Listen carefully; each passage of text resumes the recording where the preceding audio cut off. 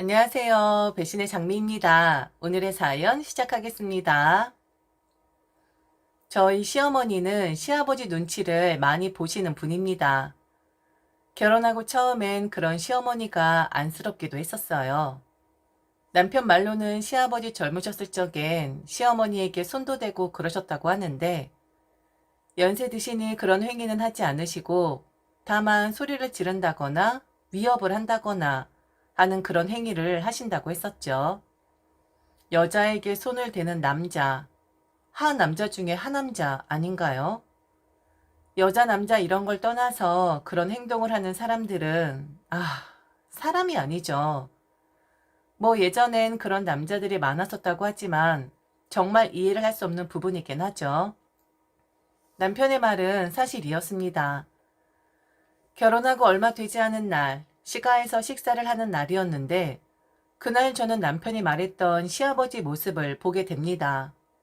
정말 사소하고 유치한 그런 일이었는데 식구들이 다 모였으니 아마도 시어머니 입장에선 시누이가 좋아하는 것, 아들이 좋아하는 것, 골고루 다 식탁에 내놓고 싶으셨던 것 같아요. 다들 좋아하는 반찬은 다른 거니까요. 남편은 파김치를 좋아합니다. 그런데 시누이는 파김치를 안 먹고 오직 배추김치만 먹는다고 하더라고요. 딸 자식 입맛을 맞춰주고 싶으셨던 시어머니는 그 두 종류의 김치를 꺼내 놓으셨는데 식탁에 앉으신 시아버지의 불요령이 떨어지죠. 왜 생각 없이 두 가지의 김치를 모두 꺼내 놓았냐고요. 반찬 가짓수 많은 거 싫어하는 거 뻔히 알면서 왜 이런 짓을 하는 거냐고 막 소리를 지르시는 겁니다. 이제 막 결혼한 며느리도 있는데 말이죠. 시아버지가 막 악을 쓰며 말을 하니 시어머니는 꿀먹은 벙어리가 되시고 또 그런 모습에 화가 나셨는지 대답을 안 한다고 평생 동안 사람이 물어보면 입 꾹 다물고 말을 안 한다고 그러다가 사람 성질 다 나게 한 뒤 화를 나게끔 만들어 놓고는 자신을 가해자로 만든다고 입이 있으면 말을 좀 하라고 닥달을 하시는데 뭐 이런 집안의 분위기가 다 있지 싶었습니다. 반찬 가짓수는 꺼내놓은 사람 마음 아닌가요? 아니 두 가지 종류의 김치를 꺼내놓은 것이 저렇게 욕을 먹을 일인가요? 그리고 자식들의 입맛이 다르니까 시어머니 입장에선 그리하신 것인데 시아버지는 모르시나? 이상한 게 아니라 저는 어이가 없었습니다. 시아버지의 닥달에 결국 시어머니는 입을 여셨는데 파김치는 아들이 좋아하는 것이고 배추김치는 딸이 좋아하는 것 아니냐고 그래서 꺼내놓은 것이다 라고 답변을 하셨는데 그 이후에 돌아온 답변이 더 어이가 없었었죠. 그럼 파김치를 치워. 그 파김치는 저 녀석밖에 안 먹잖아. 대체적으로 사람들이 좋아하는 걸로 내놓아야지. 이렇게 복잡하게 내놓기만 하면 어쩌자는 거야? 나 이런 거 싫어하는 거 알잖아. 다수결의 원칙 몰라? 다수가 좋아하면 소수는 희생할 줄도 알아야 하는 거라고. 사람이 배워먹지 못해서 뭐 알기나 하나? 시아버지는 당신이 하시는 말씀만 옳으신 분이었어요. 그리고 무슨 답변을 내놓아도 임기응변으로 인해 자신의 논리를 관철시키는 그런 분이셨죠.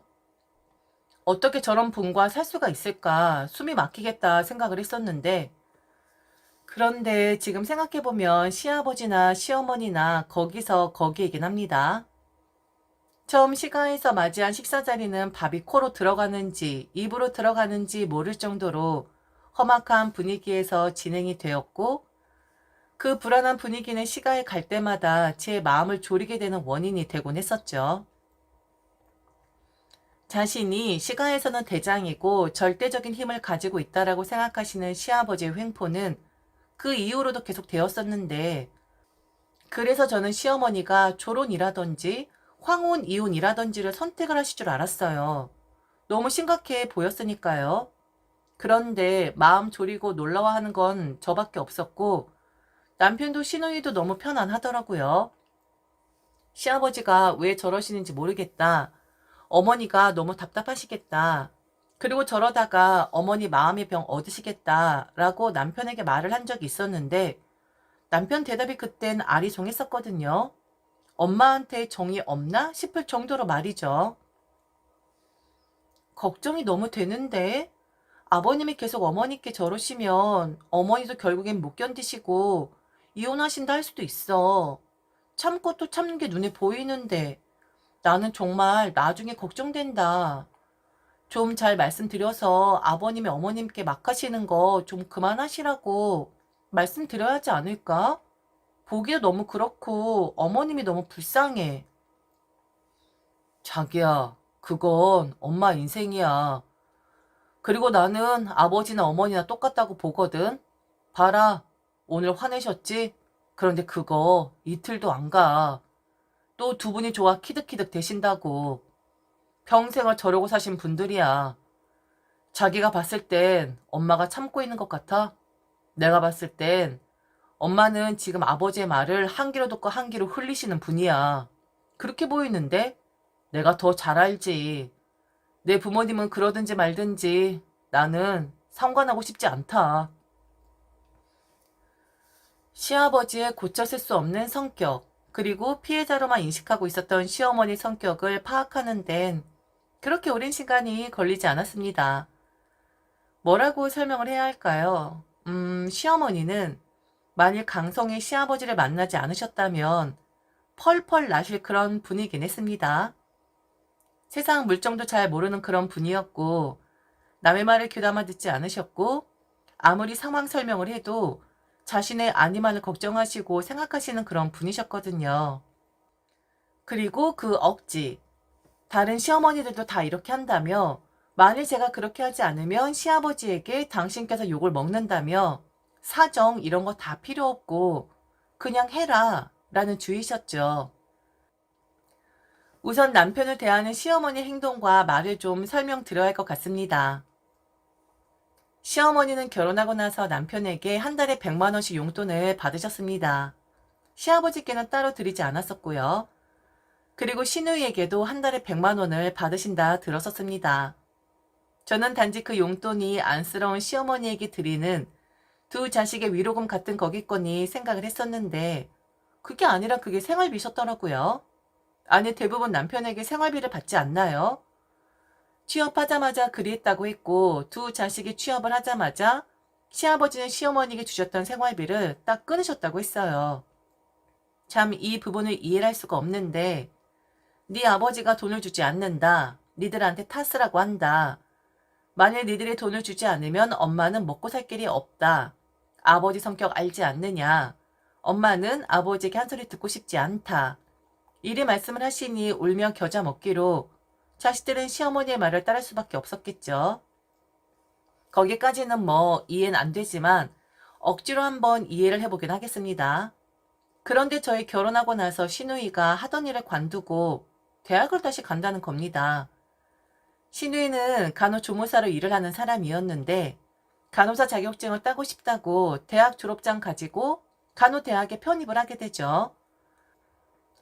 공부를 해야 하는 사람이니 대학 다시 졸업하고 간호사 되기 전까지 시어머니께 생활비를 못 드린다 말씀을 드렸겠죠.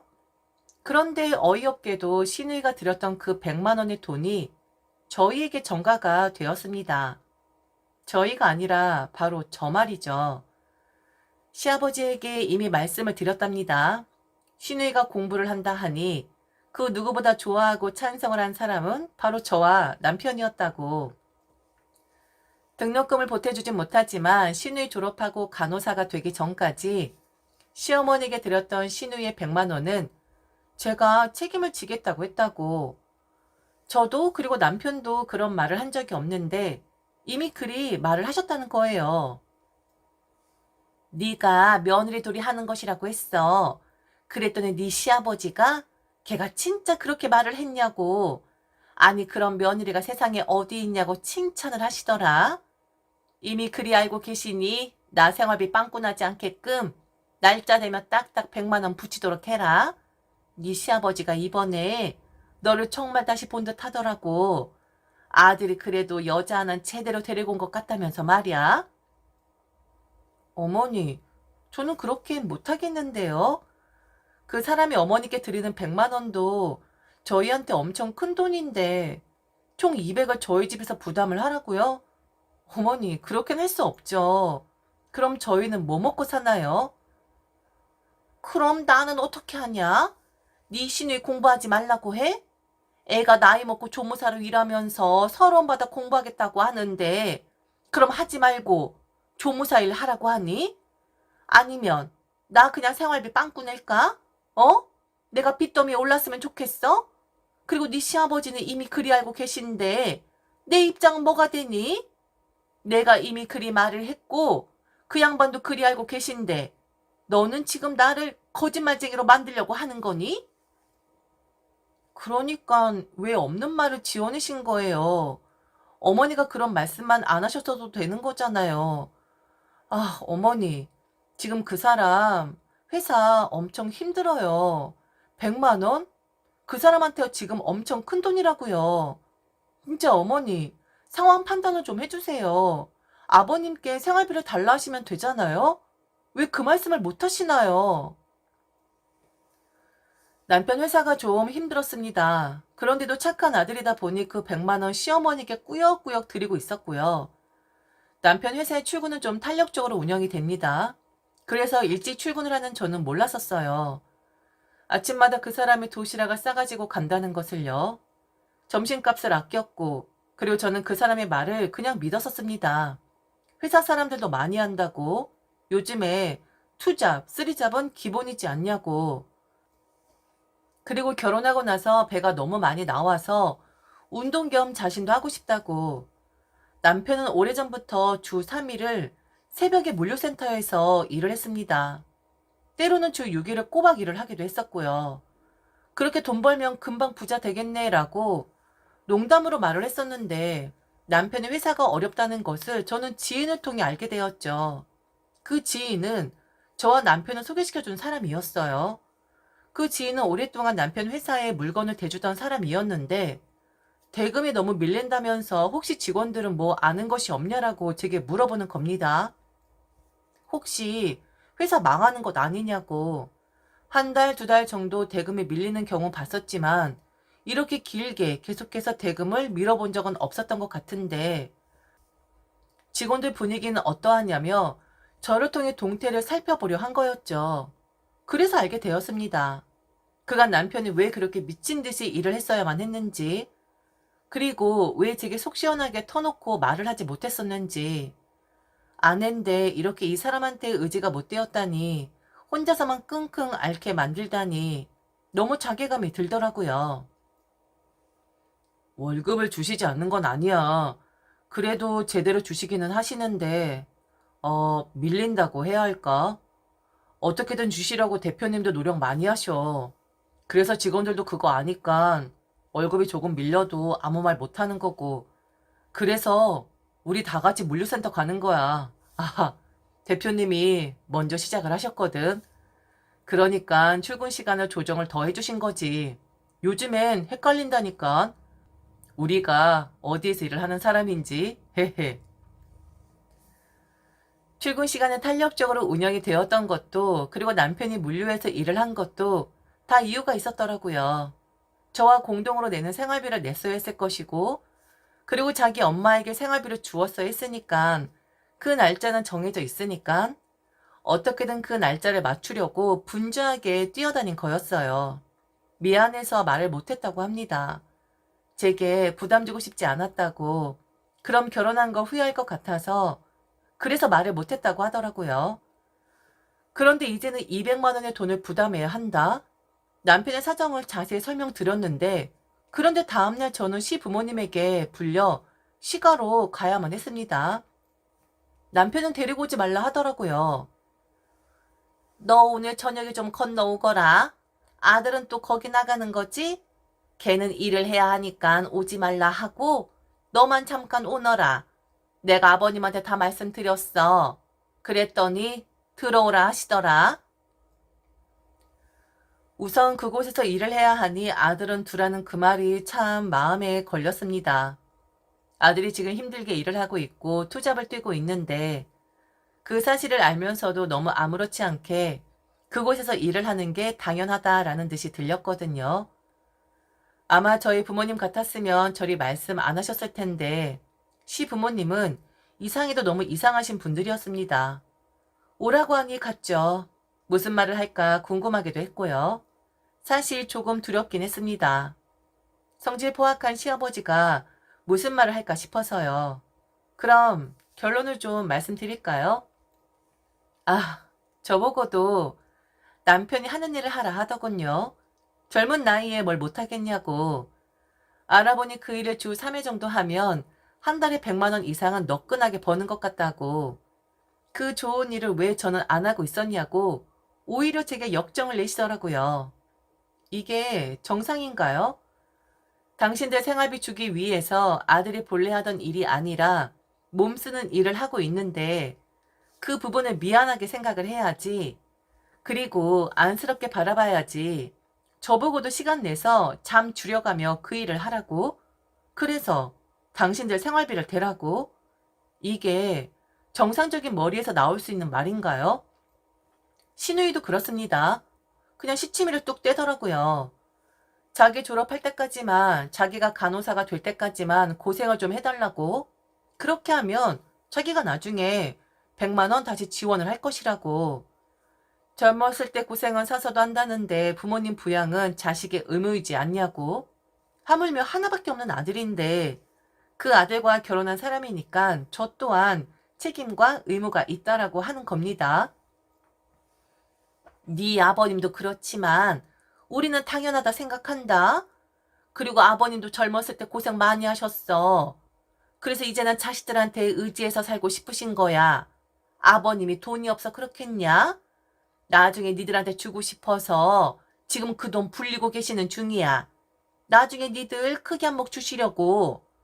아들이 아주 대견하구나. 어려운 상황인데도 엄마를 위해서 그렇게 일을 한다는데 너도 할 수 있는 일 아니니? 너도 당연히 해야지. 왜 그동안 너는 안 하고 있었니? 네 시누이가 당분간 생활비 지원이 어렵다고 하니까 네가 지원을 해야겠다. 그 일에서 우리한테 지원해주면 되겠네. 노력해라. 노력은 배신하지 않는 법이거든. 너희들의 노력에 우리도 배신하지 않으마. 만일 돈이 부담이 된다면 우리는 합가도 생각하고 있다. 두 집 살림보단 한 집 살림이 더 쉬울 테니까. 돈도 덜 들고 말이야. 알아서 하거라. 너는 우리 핏줄이 아니니 내가 강연 안 하마. 어떻게 할래? 여전히 웃기는 소리를 하시더군요. 그 시아버지의 그 시어머니였습니다. 자식들을 돈으로만 보시는 분들이었고 자식이 힘들게 일을 해도 당신들 손에 돈이 쥐어지면 그게 다인 사람들이었습니다. 정말 강요 안 하시는 거죠? 제가 어떤 선택을 하든지 간에 자식들이 착해서 아무 말을 못하고 있는 듯한데 저는 자식이 아니니 말씀드릴게요. 다 싫습니다. 생활비를 드리는 것도 그리고 합가를 하는 것도 이 상황이 저는 너무 싫어요. 그리고 너무 합리적이지 않잖아요? 자식이 돈인가요? 자식이 지금 힘들게 일을 하고 있는데 대견하다 하셨나요? 그리고 저보고도 일을 해서 생활비를 대야 한다고요? 참 논리 장난 아니시네요. 나중에 큰 거 주기 위해서 이러시는 거라고요? 그 전에 아드님 죽을 것 같은데요? 누굴 주려고 하시나요? 아, 저 새 시집 가고 나면 그때 주려고 하시나요? 배신하지 않는 분들이니까? 저는 제 남편 살려야겠네요. 명짧은 남편을 절대로 바라지 않거든요. 그이가 어머님, 아버님을 뵌다 하면 저는 바로 이혼하겠습니다. 그런데 그 사람이 저를 선택한다면 아드님은 잃게 되실 거예요. 아, 상관없으시겠군요. 이미 아들 명 줄이고 있는 분들이니까.